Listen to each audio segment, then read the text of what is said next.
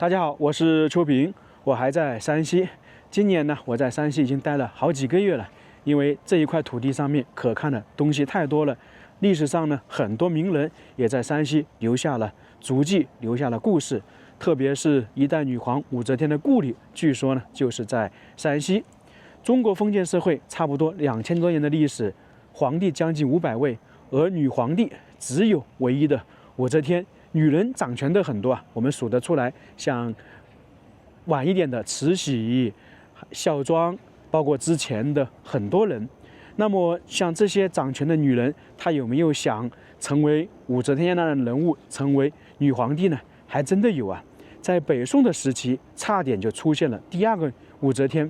当时呢，她的权力其实跟武则天差不多，特别是到了晚年，她已经穿皇帝才能穿的那个冕服去祭祀、去祭天、去太庙。她当时其实跟皇帝没有差多少，当时她也确实是想当皇帝，还试探了一些大臣，只不过呢，最后是没有成功。按照一些资料来讲，这个人呢，他如果能够活到武则天那个年龄，很有可能就是会称帝。今天呢，我们就主要来讲一讲他的故事。为什么会突然说到他呢？因为我们现在来到的是山西晋祠这个地方，这里呢是来到太原或者是来到山西你必去的一个地方。经常会说，你去某个城市或者某个省，没有去那个地方打卡去逛一逛，是你没有来到这个省份或者城市的。而晋祠就是如此。晋祠这个地方呢，一年到头都有很多人来游玩。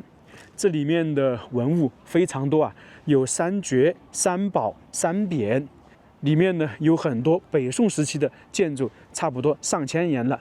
特别是最里面呢有一个圣母殿，里面呢有好多北宋时期的那个雕塑，里面呢有一个圣母，据说呢那个塑像呢就是按照刘娥的模样来建造的。可以这样说吧，我们就来看一看第二位武则天人物的人到底长什么样子。现在已经进来了，这一块还是免费的，这边算是晋祠公园，晋祠博物馆还是在最里面。一来到这里，感觉就像是走入到宫殿一样。你看石拱桥，因为这个地方它本身就是皇家园林，那自然而然建造的跟宫殿类似，有古建筑，有园林，有桥，有祠堂等等。你想这个场面是不是有点像去故宫前面那种走的感觉？晋祠呢是中国现存最早的皇家园林。关于晋祠的详细介绍以及地面建筑，我之前来过一次，给大家详细介绍了一下，大家可以去我另外一个视频看一看。今天主要就是来看一看圣母殿里面的雕塑，以及讲一讲刘娥的故事。这一块就是晋祠博物馆的大门，门票是80块钱。你如果用山西的旅游年卡是半价。山西的旅游年卡性价比还是比较高的，它包括了雁门关、晋祠的半价、平遥古城的半价，反正好多地方都包括了。现在准备进去了，在门口也看到狮子，基本上狮子在这些古建筑门口是标配的。看这个应该历史也是有一段时间了。晋祠有三宝、三绝、三匾，那么我们刚进来就可以看到有一座建筑叫做水晶台，它这个呢算是晋祠的三匾之一。这座建筑呢，我们就简单叙述一下，它是明朝的建筑。从建筑结构上看呢，它体现了殿、台、楼阁4种风格。之所以会这样说，主要是这座建筑呢，从各个方向看它是不一样的。从东边看，上部呢是重檐歇山顶，它像一座楼；下部呢是宽阔的宫殿，它又是殿。从西边看呢，它上部呢是单檐卷棚顶，像座阁，而下面呢又是宽敞的亮台。这是一座殿楼和卷棚合为一的特殊建筑。为什么会出现这种情况呢？主要是他们建造的时代不一样。我们现在看到的这一部分呢是明代建造的，而后面那个戏台是清代补建。在这里啊，我们可以说是后面，那实际它整个建筑呢前面才是戏台。是一座与众不同的建筑。这块匾额就是晋祠的3匾之一，也是这栋建筑的名字。它是清代的一个书法家写的，乾隆时期的。水晶呢，取自《汉书·韩安国传》中的“清水明镜，不可以行陶”，意思呢是中间善恶，尽能截之。台应该就是戏台的意思了。那连起来的意思就是说，这是一座戏台，像一池清水，一面镜子，演员呢登台，中间善恶立即可辨，从而呢使这栋建筑呢主体内涵得到升华。在这个匾额两边呢各有2幅画，也是中国历史上非常有名的故事。你像我们现在看到的就是司马相如与卓文君弹琴，还有呢木兰从军、昭君出塞、7月7长生殿，这个是李隆基和杨贵妃的故事，都是赞美古代著名女性英雄气概的画面。还有我们经常说的雕梁画栋，在这里体现的是非常清楚。在这个梁上面都是有彩绘的，全是金光闪闪，我都在怀疑上面这些彩绘不知道是不是涂了金粉了，非常精美。它雕刻的基本上是中国一些神话故事，这样看那些彩绘是不是非常精美啊？那在这一块呢还有很多龙头雕塑，这些都是清代的，复杂而精密啊。有些呢还是大龙吐小龙，小龙吐珠，基本上是寓意上一代对下一代的教育，充满了传承的意味。因为这些雕刻也好，彩绘也好，都是有象征意义的。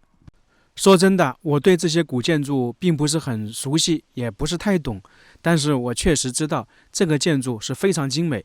单单这个水晶台，我当时参观的话，在这里起码是看了1个小时，就算是不懂古建筑的，看到这栋建筑呢，都会叹为观止。今天说了这么久的水晶台，主要呢是上次我来这个地方是碰到下雨，在这个地方停留的时间比较短，主要是看了一些其他的建筑。那今天我就把这个水晶台多看了一下，看到这些建筑、这些雕刻、这些彩绘，真的是会被古代这些工匠的技艺、技术震撼到了。这就是我们中华民族文化的传承。很多这样的古建筑，大家还是可以深入的看一看。现在我们要看的就是晋祠3绝之一的周柏，这个应该算是晋祠的守护神，已经有2800多年的历史了。那个时候还是属于西周时期。这个周柏现在大概是18米长，像一条横卧的巨龙，树干非常粗壮啊，估计得好几个人才能抱得住。前方这栋高大的建筑就是圣母殿，是晋祠的主殿，坐西朝东。建筑呢是建于北宋时期，大概是公元1023年到公元1032年，是我国宋代建筑的代表作。面阔7间，进深6间，重檐歇山顶，是不是非常气派的建筑？除了五殿顶，应该就是这个建筑的等级最高了。晋祠是皇家园林，但是关于它具体的建造年代却是无从考证，只是说在北魏时期有资料记载，这个晋祠就已经存在了，是为了纪念当时的一个诸侯唐叔虞而建造的。后面由于朝代的更替，很多东西都损毁了。那到了北宋时期啊，朝廷下旨呢重修晋祠，所以说我们看到晋祠里面的大部分建筑呢是从宋代开始。当然一些石刻的建筑有宋代之前的，因为石头比较容易保存。木构建筑呢基本上就是从北宋时期开始。后面宋朝呢就在这里修建了圣母殿。按照资料的说法，当时修建圣母殿里面呢还弄了很多雕塑，特别是中间有个圣母，据说呢就是供奉的姜子牙的女儿，周武王的妻子。我们现在走过去看一看，在大殿的门口有8根木雕的盘龙柱，也是北宋时期的，这是我国现存最早的木雕盘龙柱。大家看一下，逼不逼真？这8条盘龙的形态各异，每一条龙呢是抱着一根大的柱子，仿佛呢有飞天之势。这个龙啊真的是活灵活现，到现在差不多1000年的历史，历经了风吹雨晒，却依然保存的完整啊！这个龙看起来非常逼真，鳞片现在都还能看得清清楚楚，这个工艺非常精巧，在当时完全是人工雕凿出来的。可以这样说，现在能够人工雕凿这样的盘龙少之又少。显灵招祭圣母，为什么会叫圣母呢？主要是这座大殿里面供奉的是唐叔虞的母亲，也就是我们刚刚说的姜子牙的女儿易姜。这里有很多牌匾，基本上都是历朝历代有人把它放在这里的。这就是大殿的内部了，中间那个是主像，为圣母端坐在木质神龛内，凤冠蟒袍，神态端庄，是坐在凤椅上面，雍容华贵中呢也显得慈祥。整个圣母殿里面总共有43尊彩塑，它是晋祠文物中的精华，也是我国古代泥塑艺术的珍品。里面呢是宋代的原物，当然呢还有2尊好像是明代的，我听旁边的导游讲。除了圣母是在中间，其余42尊宫女还有宦官是在两侧分立，排列有序，职责有别，形态呢各异，逼真的反映宫廷侍女内心世界的喜怒哀怨。其中呢，身穿南服的女官4尊，宦官5尊，侍女像33尊。就是说它两边呢基本上是这么分裂的，有服侍穿衣的，服侍吃饭的，还有唱戏表演的等等。在下面站着的就是宦官，也就我们常说的太监。在这里呢有一点比较形象啊，就是这个太监有点侧着，或者头有点歪，就是说他时时刻刻要仔细听这个圣母到底在讲什么，有什么吩咐。这是另外一侧的，明显的看得出来是有点倾斜的。特别是有一点啊，他这个左边的耳朵明显呢是比右边的耳朵更高，就等于是人倾斜在那里，那时时刻刻要准备听左边的声音，那就会出现这种情况。从而说在当时弄这个塑像的时候就考虑到这一点了，因为这些宦官相当于也是一个传令的作用。在右边这一块呢就是唱戏侍女，因为古代啊没有什么娱乐措施，基本上呢就是唱戏为主，在民间也好，宫殿也好，唱戏是必不可少的。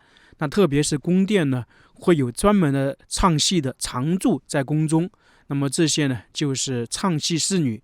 那这一块的塑像展示的可能就是这些唱戏的侍女啊，刚刚唱完便受到了圣母的夸奖。特别是第2个最具有代表性，我们这样看到它是含羞带笑，就是刚刚说的受到了夸奖，比较高兴。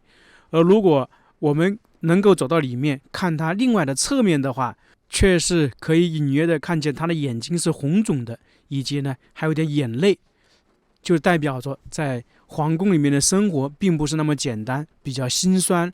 然后呢作为这些唱戏的艺人又比较辛苦，等于呢在这个时候呢他是强压心中的一些状态，那不自觉的展露了。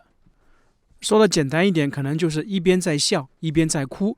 那在以前梅兰芳大师曾经呢在此尊侍女像前面站了许久，反复呢品味她的内心和动作，非常经典。现在由于保护文物呢不能进去参观，在网上呢还能看到这个侍女像的图片。另外一边的侍女像基本上就是服侍圣母生活起居的，穿衣吃饭等等这些。刚刚我们说的这个圣母殿以及这里面的塑像圣母是为了纪念唐叔虞的母亲而来建造的，但是呢一直也有人说，包括一些学者也认为，这里的圣母其实呢主要是为了纪念刘娥，也就是宋朝第1位临朝称制的女主而建造的。也就是说这个圣母的形象是刘娥的形象，因为这个人呢在宋朝是不得不讲的一个人物，他也是宋朝承上启下的一个作用。在当时他还垂帘听政。在中国历史上女人掌权的大家比较熟悉的可能就是秦国的宣太后汉朝刘邦的老婆吕雉，以及汉文帝的老婆窦太后，后面北魏冯太后，唐朝武则天，还有清朝的孝庄以及慈禧。那大家最熟悉的可能就是武则天，毕竟她当过皇帝。很多人对这个刘娥不熟悉，那其实她当时是掌握了基本上全部的权力，差点成了第二个武则天。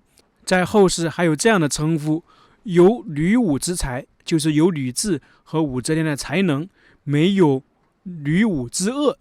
她也是狸猫换太子的原型。那么我们就来说一说，为什么会把她的塑像放在圣母殿里面。刘娥是北宋第3位皇帝宋真宗的皇后，是一个传奇的人物啊。她是四川人，就是今天四川成都人。宋朝第1位临朝称制的女主，她的谥号也打破了宋朝皇后谥号的常规。在她之前，宋朝皇后谥号是2个字，而她呢是4个字。刘娥这个人出生呢也比较寒微，她出生不久啊，父母便双亡，等于她成了孤儿，寄养在外婆家里。那么在那个时候，应该说生活条件是很差的。她稍微长大了，就成了歌女，唱歌比较好听啊，还会乐器。在当时很小就嫁给了四川一个宁将，后面这个宁将呢，带她离开了四川，来到了当时的京师，就是开封。在开封呢，他们一家人生活呢也比较困难，这个宁将呢就准备把刘娥卖掉，再嫁给其他人。某一天呢，赵恒也就是后来的宋真宗见到了刘娥，一见钟情，大为喜爱。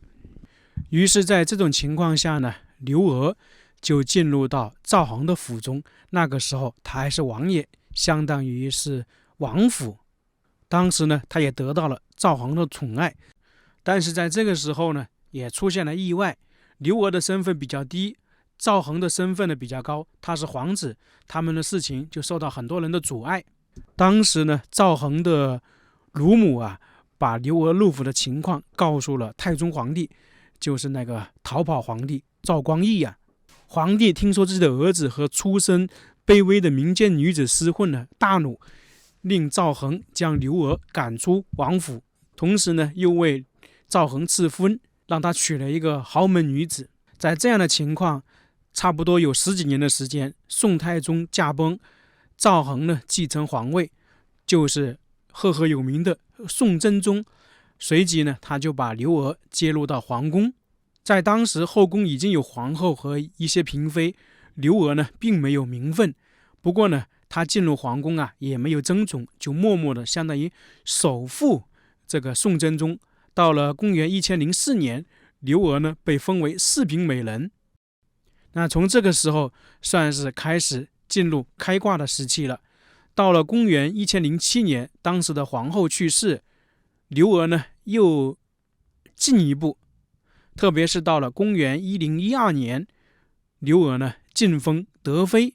在当时呢，宋真宗想把刘娥立为皇后，不过呢遭到朝中的大臣反对，都说刘娥呢出身比较微贱，又没有儿子，不可以为一国为母，坚决反对。特别是那个寇准，那这个呢就为后面刘娥和寇准对抗埋下了根源。就跟唐朝李治一样，他要立武则天为皇后，长孙无忌也是坚决反对，后面2个人成了敌人。在当时，刘娥就想到一个办法，要让自己有儿子。在封建社会，母以子贵嘛，如果有了儿子，那么他的身份就会提高很多。到了公元1010年，刘娥的一个侍女啊，受到宋真宗的宠幸，生下了宋真宗唯一的皇子，唯一的儿子。那刘娥呢，就将这个小孩呢弄成自己的儿子，这就是狸猫换太子的原型，便是日后的宋仁宗。那到了这个时候，基本上没有人能够阻挡刘娥成为皇后了。一个是她自己有点能力，另外呢，一个呢是她受到宋真宗的喜欢。到了这里，大家发现没有，她是不是跟武则天很类似啊？武则天当时也是生了好多儿子，很多影视剧都演绎过这个狸猫换太子的故事。在当时皇宫里面，包括大臣，没有几个人知道这个小孩不是刘娥的亲生儿子，一直都以为是。但是宋真宗肯定是知道内情的，他也默许了，肯定也是他同意了。反正两种形式啊，一种呢是宋真宗允许让那个小孩变成刘娥的，另外呢就是野史上说的这个狸猫换太子。不过不管怎么样，宋真宗肯定都是知道的，这样呢才有理由封他心爱的女人为皇后。尽管朝中当时仍然很多人反对，但是到了公元1012年，刘娥呢终于成为皇后。这里跟武则天是很相像的，也是一直有人反对。后面呢，唐高宗李治相当于自己做了主，把武则天封为皇后。那在这个时候啊，刘娥已经差不多43岁了。就算是刘娥当上了皇后之后，朝中的大臣对她仍然不服，仍然觉得她是出身很低，不配为皇后。不过事实已经无法改变了。当刘娥成为皇后之后，就成了宋真宗的得力臂膀。当时的皇帝啊，退朝之后仍然会看奏章嘛。那刘娥呢，经常会陪伴左右，参与国家的政事处理，越来越受到宋真宗的倚重和信任。这个跟武则天是一样的。到了公元1019年，当时的宋真宗啊，经常生病，皇后呢刘娥逐渐的把持了朝政。再说一遍，是不是又越来越像武则天了？确实是如此啊。在这中间呢，有人还想造反，想废掉刘娥，结果呢被刘娥反击了，打击了他们。到了公元1022年，宋真宗驾崩，年仅12岁的太子继位，是为宋仁宗。当时宋真宗的遗诏尊刘娥为皇太后，军国大事皆由皇太后处分。刘娥呢，名正言顺的成了摄政太后，开始了长达11年的垂帘听政生涯。这是不是跟武则天又是一样的？当时宋高宗李治去世的时候，也是下了一道遗诏，军国大事有不决，由皇后处置。所以这完全就是第二个武则天。在垂帘听政开始，刘娥为了彻底掌握权力，她采取了一系列的手段，特别是欲擒故纵，慢慢的使权力全部集中在她的手里。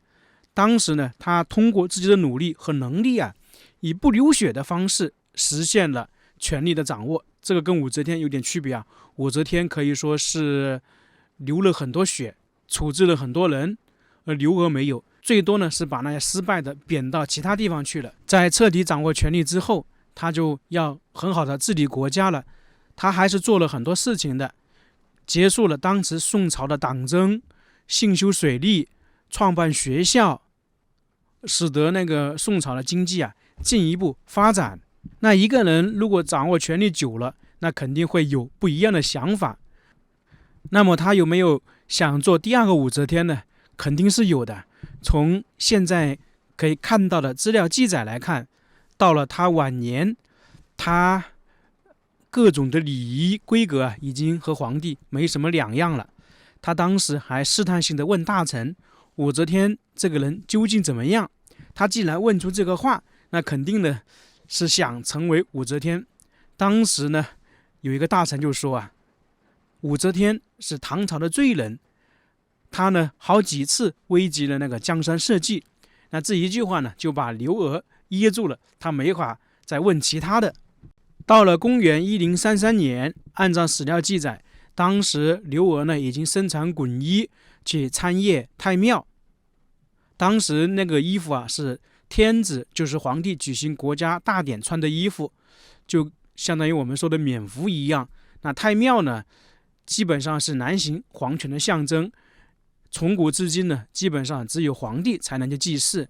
那刘娥穿衣服去祭太庙，那肯定他就把自己作为是这个国家的掌控之人，他肯定这个时候呢也是有当皇帝的想法。那么在当时，刘娥其实已经相当于是穿了龙袍了。这在中国历史上也只有2个女人，一个是武则天，一个就是她。那说他没有当皇帝的想法，这是不可能的。只不过呢，由于他年纪已经很大了，当时他已经64岁了，特别是在公元1033年他去世之前，不能说话的时候，仍然在撕扯身上的衣服。当时的皇帝不知道什么意思，而大臣呢就是知道，就是这个刘娥想穿龙袍下葬。不过呢，这个事情没有得到皇帝和大臣的同意。在刘娥去世之后，用一场正常的葬礼，也就是以皇后的身份下葬。这就是刘娥的一生。其实可以这样讲啊，刘娥在64岁那个时候已经能穿龙袍，能够去祭太庙。如果她能够活到武则天那个年纪，或者说再给她5年的时间，她基本上能够摆平一切，能够当皇帝。就算是有人反对，如果她拿出武则天那种魄力、那种决绝，她很有可能还是会成功的。就算不能100%成功，我估计起码有70%的把握能够成功。不过在北宋那个时期开始，女人要称帝也确实是有点难度啊，因为北宋那种体制不一样，它是皇帝和士大夫共治天下，跟唐朝有点不一样。刘娥没当上皇帝，她只是穿了一些龙袍，包括她掌权10多年，当时宋朝呢对她的评价就有点两极分化。一部分人呢是认为她做了很多事情，另外很多人说她有女武之才，没有女武之恶。刚才我们也解释了，其实在背后还有另外一重意思，说的就是刘娥如果再往前一步，就是另外一个武则天，第二个武则天。幸好呢她没有成为，或者说幸好她去世了。我们再回到这个圣母殿里面，这座大殿呢是建于公元1023年到公元1032年，这个时候啊刚好是这个刘娥掌权的时期。那么在当时建造这个圣母殿的时候，里面要放一个女主的像，她是唐淑瑜的母亲，那刘娥当时是宋仁宗的母亲，这个就刚好有点匹配了。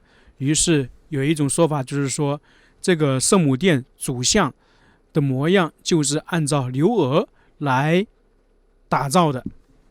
这种说法并不是凭空而来，确实是有很多学者，包括网上也有很多人这样认为。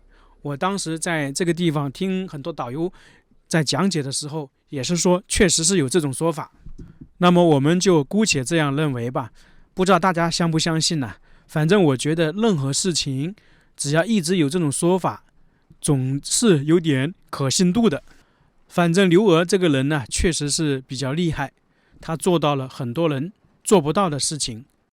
尽管说很多影视剧演绎那个狸猫换太子，把刘娥呢说成是一个不好的人，主要还是很多那些当时的士大夫对他掌权，对他穿龙袍有所不满，从而呢才弄了一些这样的故事出来。但实际来讲，他确实是一个比较厉害的人物。那么这个雕塑我们就当成是刘娥的真实样貌，也就是说这个就是第二个武则天真实的模样。今天来晋祠的目的主要就是看一看这个圣母殿以及圣母像。那这个视频就到这里了，非常感谢大家，我们下个视频再见。